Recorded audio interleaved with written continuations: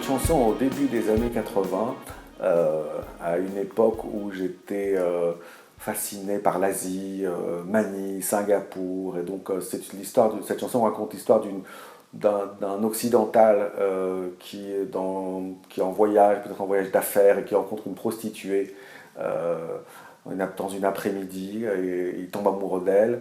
Et évidemment, comme dans beaucoup d'histoires de ce type, d'opéra, etc., il va causer sa perte, et ils vont avoir un accident de voiture au cours duquel elle va mourir. Et dans une coda finale, un peu éthérée, aérienne, comme ça, il lui propose de faire l'amour en pensant à elle. Donc voilà, une histoire d'amour par-delà la mort. Et la chanson originale, les harmonies étaient très romantiques, très fluides comme ça. C'était une chanson assez romanesque, assez romantique. Et quand Henrik m'a proposé de la reprendre des années plus tard, on ne va pas dire combien, j'ai dit, mais bien sûr, quel honneur, parce qu'évidemment, je suis un très grand fan de tout ce qu'il fait. Et j'ai dit, bien sûr, ça me fait très plaisir. Les gens s'agitent, ils courent dans tous les sens.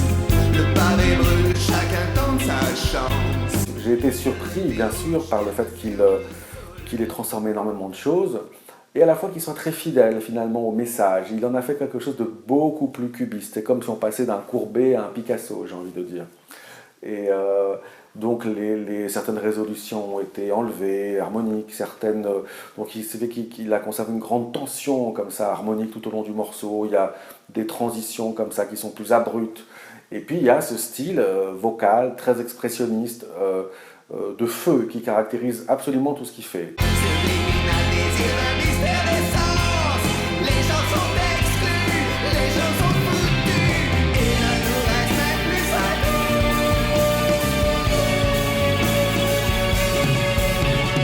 Tout ce que fait Henrik est toujours caractérisé par un grand souci de précision, aussi d'expressivité, et aussi une personnalité comme ça, rayonnante, flamboyante.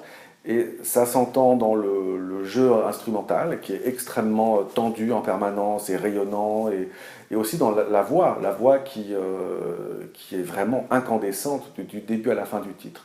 Et j'avoue que si j'ai été un peu surpris, parce qu'on peut parler d'une quasi-défiguration de la composition originale. Je trouve qu'elle en sort grandie, et voilà, ça l'a fait exister. C'est une matérialisation apocalyptique et géniale de cette composition de jeunesse.